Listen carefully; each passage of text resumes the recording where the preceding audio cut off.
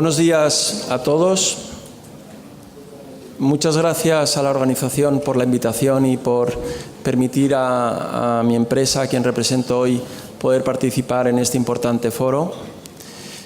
Enhorabuena a la organización por haber elegido México como tema a debatir durante esta sesión y creo que está muy bien elegido, como vamos a ver y como estamos viendo durante estos interesantes debates. Además de dar la bienvenida a estos importantes panelistas, quienes deben de ser los protagonistas en lo que hoy vamos a hablar, sí me gustaría resaltar, antes de darles la palabra, la importancia que hoy tiene México a nivel mundial en el sector inmobiliario. Basta decir que hoy en México, en un país en crecimiento en todos los sectores, además de en todos los sectores industriales, en todos los sectores de servicios, hoy la vivienda representa en el Producto Interior Bruto de México el 14,1%. Solamente hace 5 años, en el año 2009, ya era una cifra muy importante, pero era el 9%. O sea, el crecimiento que está teniendo y la importancia que está teniendo interior en el Producto Interior Bruto, el crecimiento de la vivienda es realmente destacable a nivel mundial. Fíjense una cosa, siendo un país, como digo, que está creciendo en infraestructuras, que está creciendo en todo lo que es la construcción en general, es el país probablemente hoy en el mundo en el que el peso relativo de la construcción asociada a la vivienda es más importante. El 48% de toda la construcción está vinculada a la vivienda en un país que es de los países en el mundo que más está invirtiendo en infraestructura, lo cual demuestra el crecimiento y el peso que tiene la construcción. Me comentaban recientemente y estaba leyendo algo que realmente es resaltable. En el último semestre, solamente en el último semestre, se ha crecido un 60% respecto al semestre precedente. No puede haber un sector con más vida, con más actividad y con más salud que el sector de la vivienda en México. México vive un momento, como decía, de gran crecimiento y consolidación en general. Y yo creo que las compañías mexicanas están sabiendo capitalizar muy bien este momento. ¿A qué se debe todo este factor? ¿A qué se debe todos estos importantes e impresionantes cifras que hemos compartido? Pues lo primero, yo creo que hay una macroeconomía que está ayudando, no cabe la menor duda. Es un mercado en el que no existe, y esto es muy importante, las burbujas inflacionarias ni los efectos especulativos que hemos visto en otros mercados recientemente. Hay una demanda sólida principalmente derivada del crecimiento demográfico y socioeconómico. Luego es tangible, no hay que ser un futurista para darse cuenta de que esto está soportado por la realidad que es el crecimiento demográfico y socioeconómico de México.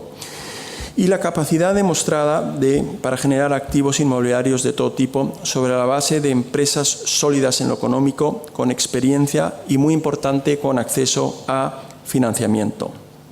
Destacar también el enorme esfuerzo inversor de las compañías que pertenecen a la Asociación de Desarrolladores Inmobiliarios, ADI, aquí muy bien representado por su presidente, con 18.000 millones de dólares en inversión para este sexenio.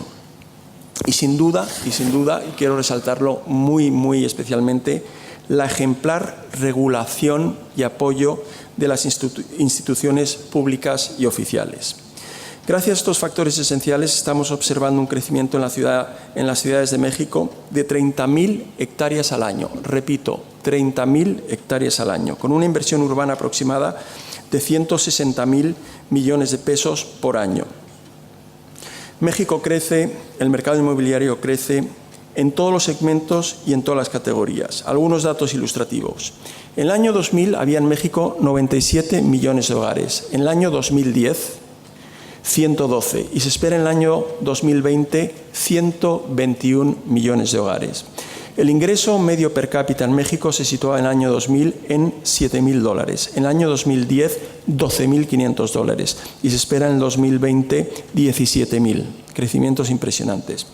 Y obviamente aquí están los resultados. En el sector de oficinas, en la Ciudad de México, por citar algún ejemplo, en el 2000 habían 3,4 millones de metros cuadrados de oficina. En el año 2010, 5,4, casi el doble. Y para el 2020 se esperan 20 millones de metros cuadrados de oficina. En el sector de centros comerciales, en el año 2000 existían 8 millones de metros cuadrados. En el año 2010, 20 millones de metros cuadrados. En el año 2020 se esperan 50 millones de metros cuadrados. Por último, el sector de parques industriales. Existía una superficie techada en el año 2000 de 50 millones de metros cuadrados. En el año 2010 ascendía a 80 millones y para el 2020 se prevé 120 millones. Vuelvo a resaltar el enorme esfuerzo, el enorme liderazgo y el gran trabajo que están haciendo las instituciones públicas. Quiero citar a Infonavit, a Conavi y a Fobiste, porque esto no es casualidad. Creo que aquí hay un trabajo muy bien dirigido, muy consolidado y está haciendo de México el líder hoy en el sector inmobiliario. Ya sin más, me gustaría, después de mi absoluta reconocimiento por lo que ustedes están haciendo y mi admiración por estos resultados, me gustaría, en primer lugar, preguntarle a Jaime, en su doble condición de presidente de ADI y director general de un imperio como es Gigante, que quizá nos pueda dar algo más de color sobre la espectacular cifra de inversión. Reitero, 18.000 millones de inversión en este sexenio. Y me gustaría saber en qué tipo de proyectos se están enfocando, usos mixtos, oficinas, centros comerciales, viviendas, y qué papel están teniendo las fibras y otros mecanismos de inversión. Y en general, cuál es su visión respecto hacia dónde va el sector. Sí, bueno, muchas gracias. Gracias por la invitación. Sí, recientemente anunciamos una inversión histórica de 18.000 millones de dólares. Es una cifra, la verdad, muy importante que estamos invirtiendo en este sexenio los 66 desarrolladores que pertenecemos a LADI. Es una cifra que está generando alrededor de 40 millones de metros cuadrados y 500,000 empleos. Son proyectos que se iniciaron durante este sexenio y que van a estar concluidos en este sexenio y no estamos incluyendo el aeropuerto de la Ciudad de México. Estos proyectos están muy enfocados, yo diría que en todos los sectores. Vivienda es uno de ellos, aunque nuestro enfoque es más en vivienda media y vivienda alta. En oficinas, que como lo dices, las cifras son muy interesantes. Centros comerciales, usos mixtos y desarrollos turísticos y naves industriales. Los estados que más están creciendo dentro del ADI, que más van a crecer en este sexenio es Jalisco, México, Monterrey, Querétaro, toda la zona del Bajío, Quintana Roo. Específicamente en lo que es el tema de oficinas, que también tenemos unas cosas muy interesantes, es el sector de oficinas se ha venido, digamos que ha venido evolucionando. Estamos empezando a ver proyectos muy enfocados en lo que es la parte LEED, lo que es la parte LEED Gold, que son proyectos ya con todo el tema de sustentabilidad, con plantas de tratamiento, con paneles solares, con todo el tema de ahorro de energía, reciclado de agua, etcétera, etcétera, que es algo que vemos que no es una moda, es algo que está para quedarse y los propios tenants internacionales que están llegando a México no lo están solicitando. Vemos también rentas históricas. Por primera vez estamos empezando a ver que las rentas también en lo que es oficinas están subiendo, sobre todo edificios AAA. Ya tenemos algunas rentas históricas sobre los 40 medios, aunque el promedio en rentas anda sobre los $28. En el Distrito Federal hay 7.8 millones de oficinas y en construcción hay 1.3 millones de metros cuadrados. Y se une a los 50 millones de metros cuadrados de oficinas que comentabas que va a haber al final del 2020. En lo que es la parte de oficinas, le apostamos mucho a la reforma energética. Nosotros pensamos que todas las reformas recientes que acaban de ser aprobadas, una de ellas muy importante para nosotros es la reforma energética y pensamos que muchos corporativos internacionales van a llegar a México a invertir. Los que ya están establecidos seguramente ampliarán su capacidad, su infraestructura y eso los llevará a tener más metros cuadrados. Vemos también la parte de centros comerciales, que los centros comerciales es un sector que ha estado muy dinámico últimamente. Vemos la ampliación de todos aquellos grandes centros comerciales con la llegada de muchas marcas que vienen de España, un buen grupo de ellas. y bueno, que vienen a ocupar los centros comerciales, y muchos de ellos nos están quedando corto y nos está llevando a una mayor ampliación de espacios en cuanto a centros comerciales, en la parte de fashion, power, comunitarios. Y el 20% de los centros comerciales hoy se encuentran concentrados en las 3 grandes urbes, digamos, Distrito Federal, Guadalajara y Monterrey. Vemos oportunidades de nuevos centros comerciales que no tienen presencia en algunos estados. El caso específico, ahorita comentaba alguien de Veracruz. El caso específico de Veracruz, bueno, pues es una ciudad que no existe hoy una tienda como el Palacio Hierro, ¿no? Que está en construcción y que ahí en Gigante Grupo Inmobiliario estamos desarrollando ese centro comercial junto con Grupo Sordo, y es un centro comercial en el cual llevamos una torre de oficinas y toda una plaza comercial muy interesante que está sobre el mar. También viene otro centro comercial que es El Dorado, que lo desarrolla Liverpool junto con Chedraui, y luego todo el proyecto de Veracruz de Carso, que también es un centro comercial anclado con vivienda, oficinas, hospitales. Entonces empezamos a ver el crecimiento de muchas ciudades nuevas que antes no tenían este tipo de tiendas o este tipo de tenants, y que están empezando a llegar ahí en la parte de centros comerciales.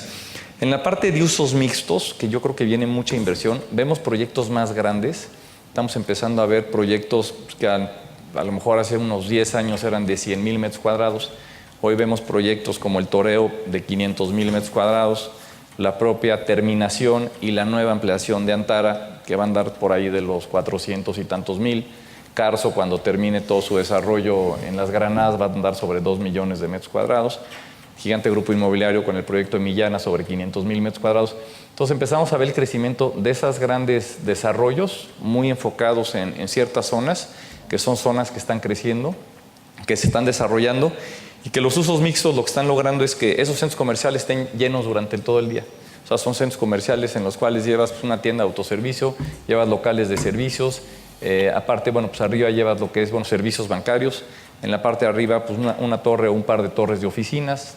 La parte de la vivienda, que es muy importante. Y lo que vienen siendo hoteles, que le generan mucho valor y están creando como distintas ciudades, ¿no? También vemos que una de las necesidades, bueno, estamos viendo que las ciudades tienden a ser ciudades más compactas. Nosotros sí vemos que las ciudades tienen que tener mayor densidad.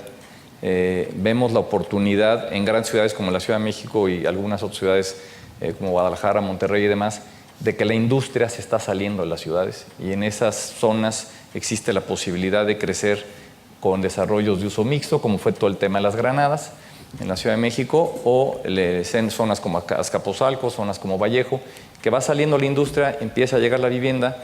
Y un tema bien importante y bien relevante es que toda esa vivienda esté cerca del transporte público. Porque si no logramos que esa vivienda esté cerca del transporte público, vamos a estar generando más tráfico y más problemas. Muchas de las gentes que hoy trabajan en las grandes ciudades pueden tardar hasta 2 horas en llegar a su trabajo, y el que se puedan modificar esos usos de suelo en las propias ciudades con una mayor densidad nos va a llevar a que la gente tenga una mejor calidad de vida. Y otro tema, no sé si me preguntabas del tema de las fibras. Sin duda, bueno, pues las fibras es un tema muy, muy importante, que ha venido a generar muchísima liquidez en el mercado. Traen un rendimiento en los últimos 4 años a promedio del 23%. Y bueno, pues es un tema que no solo existen fibras para lo que es la parte de recompra o de inversión en otros inmuebles, sino también lo que es la parte del desarrollo, que bueno, pues son de las cosas que están muy activas y que estamos viendo en el mercado mexicano, y sin duda vemos con muy buenos ojos el sexenio y la inversión en el sector. Muchas gracias, Jaime, sobre todo por tu doble visión como presidente del ADI y tu visión como actor dentro de este apasionante sector con los resultados que estáis logrando. Me gustaría preguntarle a José Luis, como director general del Grupo ERSO, referencia indudable del sector, ¿en qué se fundamentan las fortalezas de las empresas desarrolladoras mexicanas para ejecutar su labor? ¿Y qué oportunidad de mercado existe ahora y en el futuro para invertir en México? Sí, las fortalezas que vemos que tiene las empresas que estamos en este sector, generalmente es que son empresas con mucha experiencia, empresas que tienen más de 15 años, generalmente en este sector, y que las hace pues volverse un experto en los cambios que se suscitan año tras año en la vivienda y la adaptación. Vamos, todos sabemos que las empresas, como decía Darwin, ¿no? Las especies que sobreviven son las que rápido se adaptan a su medio ambiente y no las que precisamente el pez grande se comía al pez chico, como sucedía, ¿no? Sino la que más rápido se adapta a las circunstancias, ¿no? Pues yo creo que esa es una de las gran habilidades que se ha tenido en este sector. Otra situación, otra fortaleza del sector es el apalancamiento. Generalmente es un sector que trabaja con un capital fuerte. Somos empresas generalmente que traemos poco apalancamiento en comparación al mismo sector en otros países mismos, y esto también le ha dado esa fortaleza a las subes y bajas de los mercados, no tener esas contraveniencias como ya se tuvieron ahorita, por ejemplo, en las empresas que terminaron ahora sí en el 2012 y sabemos cuáles fueron las causas, ¿no? Y otro, yo creo que también bien importante, es que hay reconocimientos regionales de marcas. Ejemplo, está Ruba, y en el norte es muy fuerte Ruba, porque es muy reconocida como marca. En zonas del centro-occidente estamos nosotros, en el centro hay otras, y así regionalmente hay marcas muy fuertes. Entonces es muy difícil que se tenga una gran desarrolladora para todo el país, como se quiso y se intentaron hacer algunas, porque siempre las marcas regionales terminan teniendo esa gran fortaleza. Una de las partes que también vemos es que ahora se tiene la decisión estratégica que tuvo el presidente Peña Nieto de hacer una Secretaría de Desarrollo Agrario, Territorial y Urbano, ha sido también algo esencial para este sector. Se tenía anteriormente un sector donde los desarrolladores de vivienda principalmente, pues ahora sí andábamos luego como perros sin dueño, ¿no? Para algunas cosas las íbamos a ver con Hacienda, otras las íbamos a ver con Desarrollo Social. Ahora no, ahora hay un solo sector que es el paraguas de todo esto, y los alineamientos que han logrado aquí con Paloma, con Jesús, los otros directores que no están ahorita, pero que han hecho que esta secretaría funcione alineada institucionalmente, pues ha sido también una gran fortaleza al mismo sector. Ahora lo que esperamos es que los gobiernos estatales, municipales, empiecen a alinearse sobre este tenor, para que de esa manera el sector siga fortaleciéndose. Por otro lado, en lo que se refiere al mercado, pues este también es un tema muy interesante, muy importante, porque en efecto pues tenemos más de 9 millones de viviendas faltantes. Lo que seguimos todavía trabajando y viendo es cómo lo vamos a estructurar para que se pueda llegar a hacer la vivienda a todos lados. Y aquí pues Paloma sigue trabajando fuertemente lo que acaba de platicar Jesús también, de que el gobierno empiece a entrar con suelo urbano, va a ser parte esencial para poder lograr que esas gentes se hagan de vivienda y vayamos trasladando esa vivienda informal que hay en muchas ciudades a vivienda formal. Y ahí también veo una gran oportunidad, porque seguimos siendo un país en crecimiento de parejas nuevas, ahora también de parejas que se disuelven. Entonces estimamos que el crecimiento hasta el año 2025, pues mínimo vamos a requerir un millón de empleos, de viviendas anuales de aquí hasta el 2025. Entonces sigue siendo un sector con muchas posibilidades de crecimiento y que sigue siendo demasiado atractivo tanto para inversionistas como ahora sí para las mismas políticas públicas, ya como les decía, ya no nacionales, estatales y municipales, sean factor de su crecimiento estratégico de las ciudades y de los estados. Muchas gracias, José Luis. Me gustaría preguntarle a Jesús Sandoval, director general del Grupo Ruba, algo que, haciendo un poco alusión a lo que decía José Luis, él hablaba de dos factores: experiencia frente a los cambios y solidez del sector, de las empresas. pero no sería, tendríamos poca memoria si no nos acordáramos de las crisis recientes que han afectado al mundo en general y al sector inmobiliario muy en particular.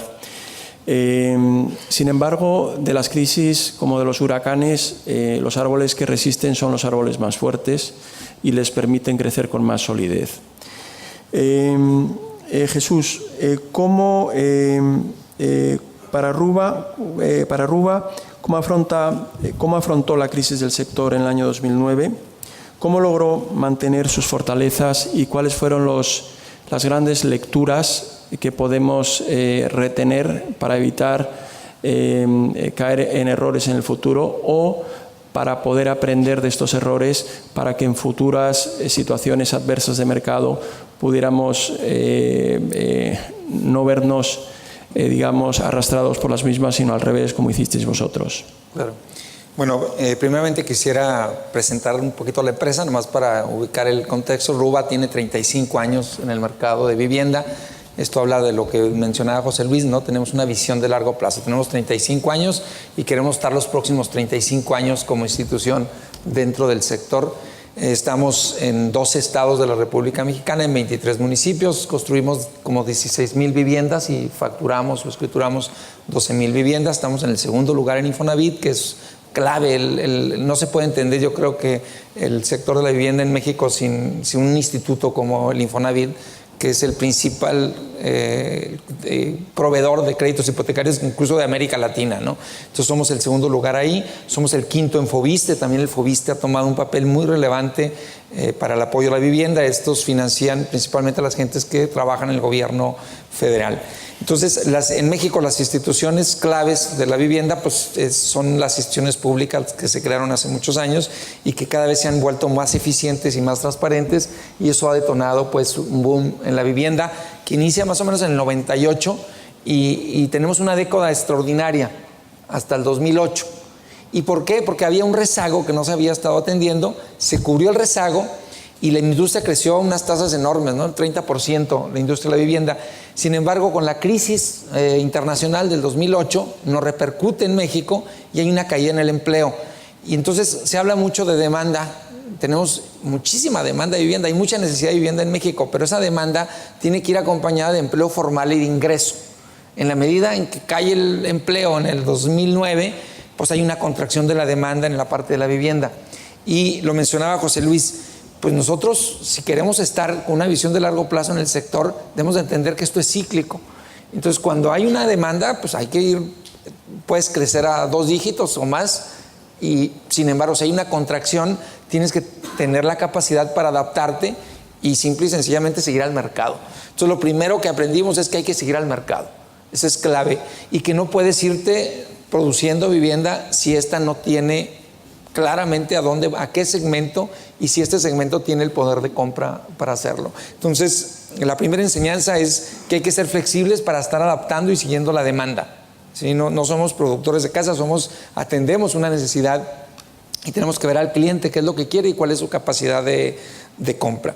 La otra parte que es muy importante es pues, no quererte comer el pastel rápidamente y sobreapalancar a las empresas. Yo creo que aprendimos que estar sobreapalancados en una industria que es cíclica y que está sujeta a los cambios de la economía, donde hay contracciones, donde hay booms muy fuertes o contracciones muy fuertes, tienes que tener un nivel de apalancamiento que permita pues, no traer un problema de liquidez y luego un problema de insolvencia, que es lo que pasó con algunas empresas.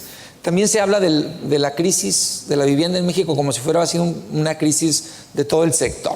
Esta crisis estuvo perfectamente localizada en las empresas que tenían un sobreapalancamiento y que no se adaptaron o no se adaptaron al tamaño de la demanda que cambió en el 2008, al 2009, 2010. Yo creo que ese fue el punto central. La mayoría de las empresas del país supieron adaptarse a estas nuevas condiciones del mercado y ya no podíamos crecer en base de unidades. Entonces empezamos a crecer en base a eficiencias. Y entonces las empresas se volvieron más eficientes. Yo creo que eso beneficia al cliente porque estuvimos ofreciendo un producto con el mismo precio, con un mayor valor agregado. Cambiamos nuestra propuesta de valor y eso nos permitió pues, sortear con mucho éxito la crisis del 2009, 2010, a nosotros nos pegó un poquito tarde, y ya 2011, 12 y 13 pues fueron años buenos en el que estuvimos creciendo muy poquito, pero principalmente en rentabilidad y en eficiencias. Pero llega el 2014, ¿sí? Y el gobierno federal atinadamente dice, este es un problema de demanda, no es un problema de oferta. La industria de la vivienda en México es muy fuerte, hay empresas regionales en todo el país muy competitivas y lo que queremos es estimular la demanda. Entonces, muy acertadamente dedican 12,000 millones de pesos de subsidio federal, que no tiene precedentes en la historia de la vivienda en el país, y eso hace que un grupo muy importante que sí requiere una vivienda, que necesita una vivienda pero que no tiene el ingreso suficiente ni la capacidad de pago, tenga un subsidio al frente pues muy importante que le ayuda a acceder a una vivienda que de otra manera ese segmento de la población no pudiera llegar. Claro, ese segmento tiene otra restricción, que tiene que ser la mayoría de empleo formal. Entonces, habiendo gente con empleo formal y habiendo un subsidio del gobierno federal para atender a la base de la pirámide, porque en el país, en México, desafortunadamente todavía tenemos un problema muy grave de ingreso, en el que la mayoría de nuestros clientes ganan o tienen un ingreso menor, hasta el 80% tienen un ingreso menor a 4 salarios mínimos.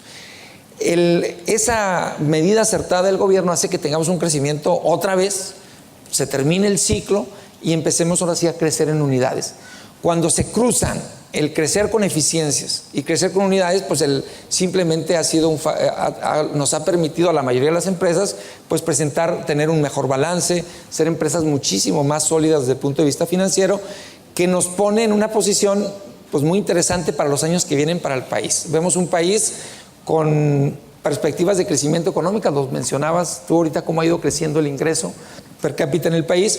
Bueno, con las reformas estructurales y con la visión del gobierno federal de ver a la vivienda como uno de los principales motores de la economía del país, pues creemos que vamos a tener años muy buenos, y que si el gobierno federal sigue apoyando de alguna manera a este segmento de la población que no puede llegar o no puede acceder a una vivienda más que con un subsidio, pues los crecimientos van a ser muy interesantes, ¿no? Crecimientos del 20, del 30%, yo sí veo más o menos que esto podría ser en el futuro. Algunas empresas ya tenemos esos crecimientos, hasta del 30%, y esto nos va a permitir pues volver a tener otra década tan brillante como la que se tuvo del 98 al 2008, así lo vemos nosotros, que de aquí al 2020 el sector de la vivienda va a ser clave, no nomás para brindar vivienda, lo que significa elevar la calidad de vida de miles y miles de mexicanos, sino como va a ser uno de los principales motores del crecimiento económico en un círculo virtuoso, ¿no? En la medida en que la vivienda, por el impacto que tiene en la economía, pues se va a generar un círculo virtuoso de mayor crecimiento económico. Así lo hemos hecho. Yo creo que las empresas que tengan una visión de largo plazo son las que van a permanecer, y hay muchas en el país. Hay casi de 1,000 vivienderas en el país que pueden ser pues las próximas empresas líderes regionales y nacionales del sector. Muchas gracias, Jesús. Y efectivamente hablabas del círculo vicioso y es muy claro.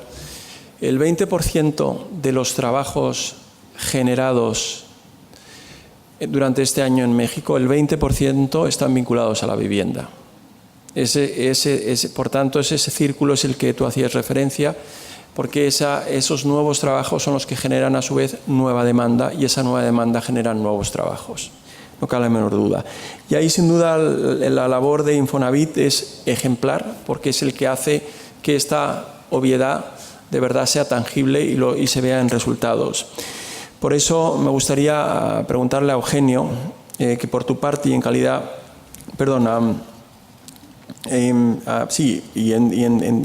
como director general de Haber, tú eres líder en vivienda vinculada a Infonavit en todo el país y especializado en la construcción de vivienda de interés social y media.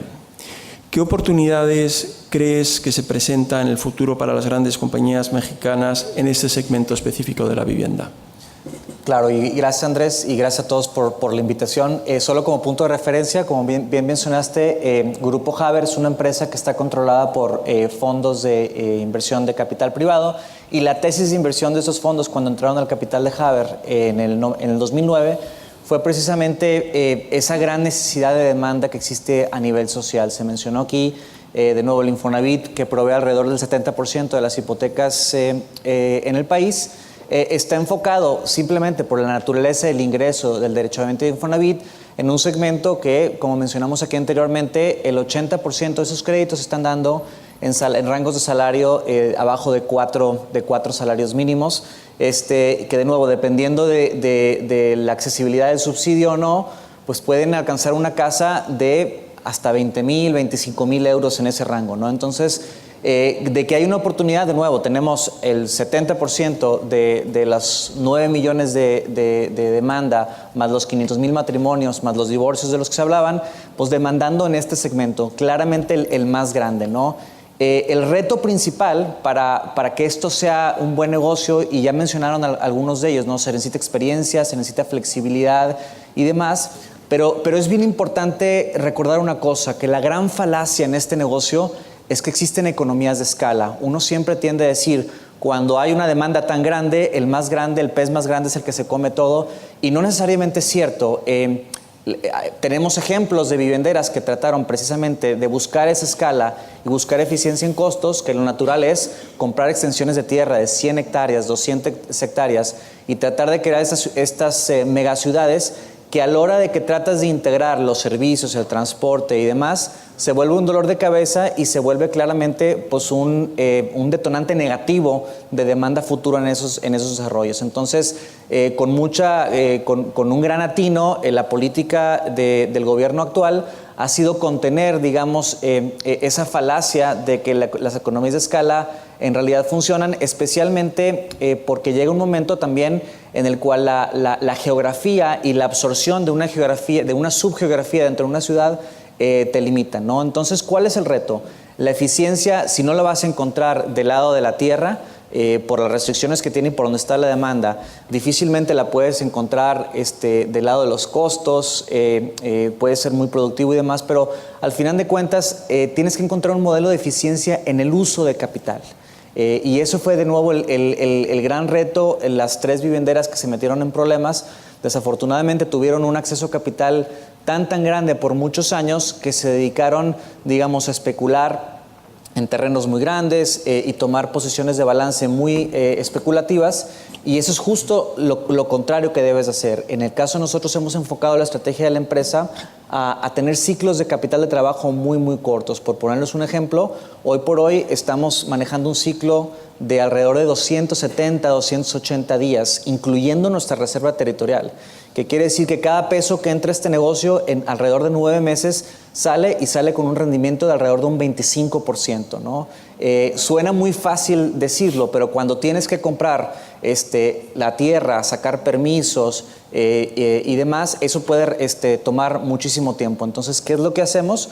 Tratamos de comprar tierra que va muy avanzada en la tramitología. Nos sale más cara esa tierra, pero la velocidad con la que le damos la vuelta nos ayuda a recuperar, digamos, esa pérdida de margen en el estado de resultados, transformarla en una rotación más rápida de nuestros activos y una rentabilidad mayor. El tema de manejo de inventarios, de igual forma, ¿no? En los últimos 12 meses, Haber ha escriturado alrededor de 19,500 viviendas. Sin embargo, el inventario de casas terminadas en este momento, el día de hoy, ronda por las 900 viviendas.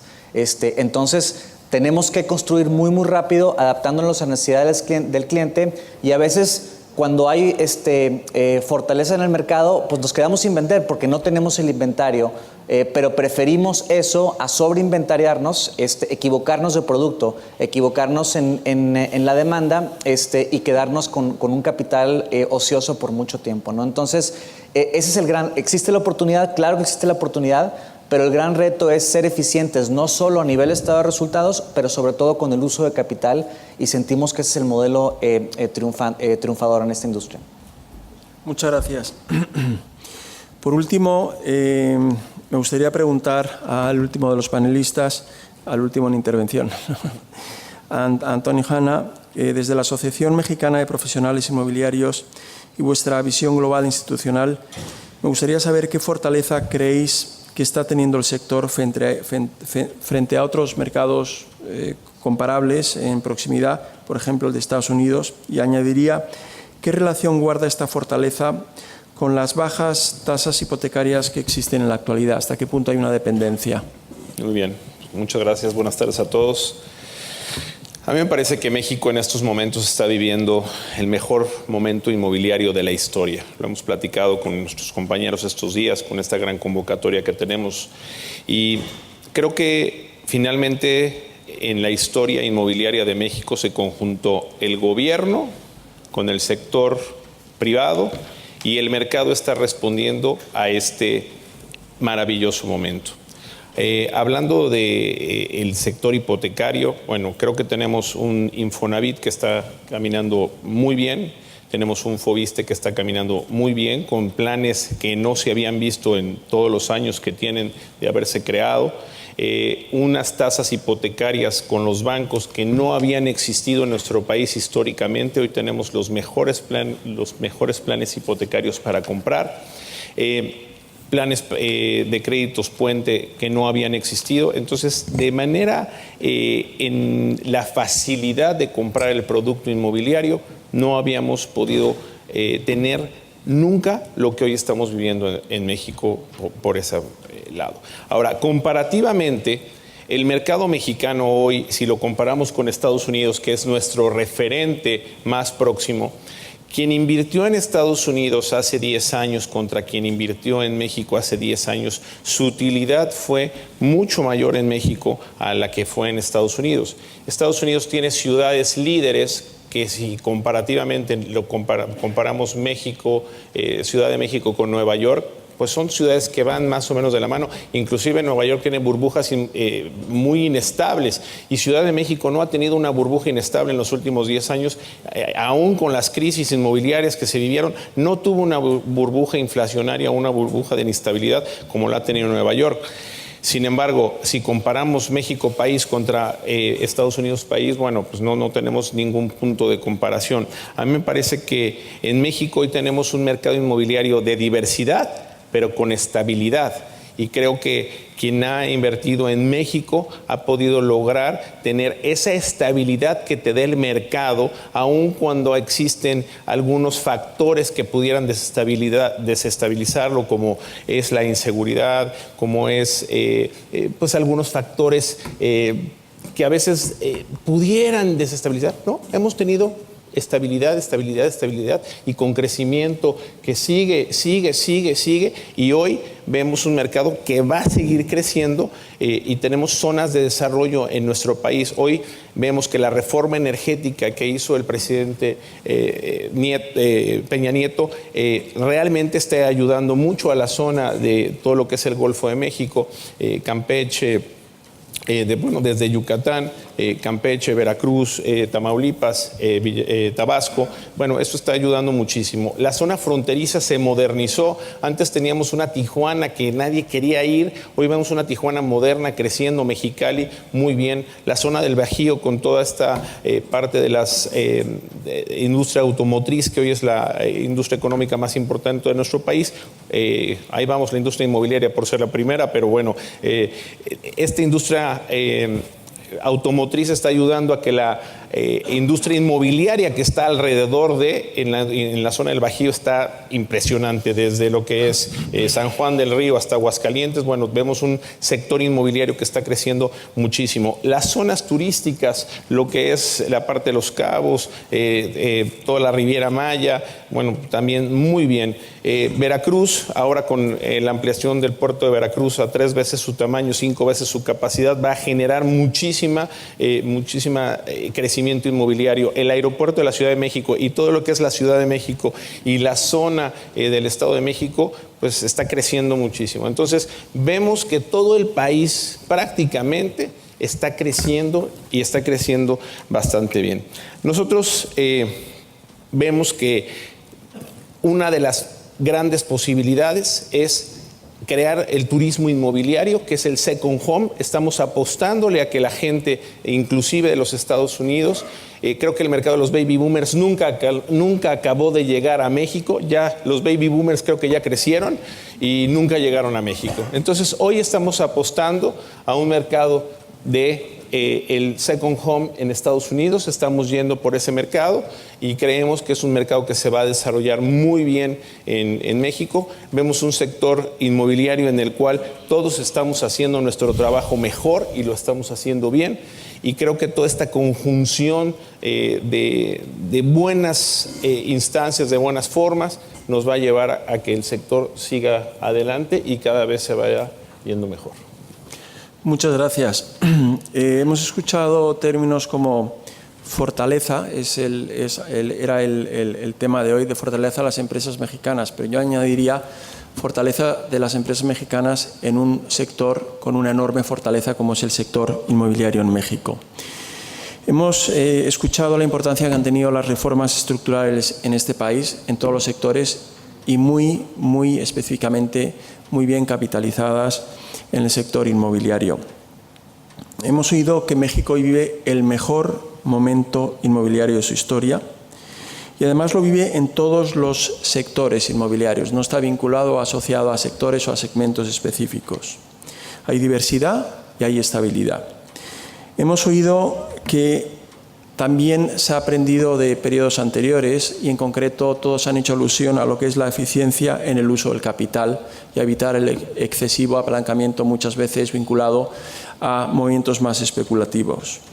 Y hemos oído la alabanza, a la cual me uno, de la labor institucional, Infonavit, Foviste, absolutamente órganos ejemplares a nivel mundial. No creo que exista en ningún país del mundo unas organizaciones institucionales que trabajen con la eficacia, con la eficiencia y con la proximidad de estos órganos que están teniendo tanta importancia en el crecimiento. Hemos oído que la demanda siempre ha existido. México está viviendo un crecimiento de su población, pero lo que era importante es hacer tangible esta demanda y estos organismos son los que han implementado sistemas a través de los cuales esa demanda han podido realmente convertirse en demanda real. Y al final todo ello se puede ver en un objetivo social que es la mejora de la calidad de vida del pueblo mexicano. Yo les felicito a los panelistas, felicito a las instituciones mexicanas por esta enorme labor. Pues sin más, se cierra la sesión con mi felicitación y admiración por lo que he escuchado hoy. Muchas gracias.